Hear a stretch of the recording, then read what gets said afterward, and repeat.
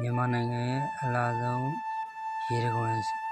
၈ခုအကြောင်းဘယ်နေရာတွေရှိမလဲဆိုတာအားလုံးအတူတူလိုက်ကြည့်လိုက်အောင်ပါဗျာ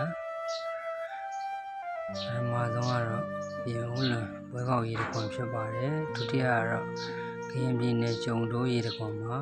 နောက်၃ခုမြောက်ကတော့တဝဲတောကျဲရေတံခွန်မှာ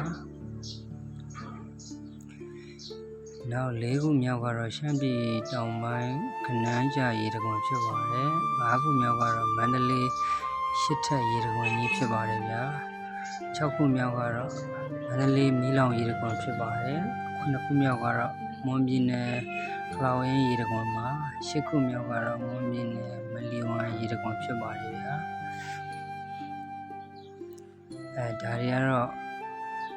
စာရမ်းမထိုးဘဲနဲ့မြင်အောင်လို့ထပ်မံရိုက်ကူးထားတဲ့အရာတွေဖြစ်ပါတယ်ဗျာအားလုံးပဲစိတ်ချမ်းမြေ့နိုင်ကြပါစေဗျာကြည့်ရှုပြီးတော့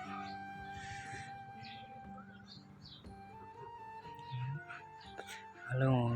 ဆုံးဖြတ်ကြည့်ရှုပြီးတော့ကျေးဇူးတင်ပါတယ်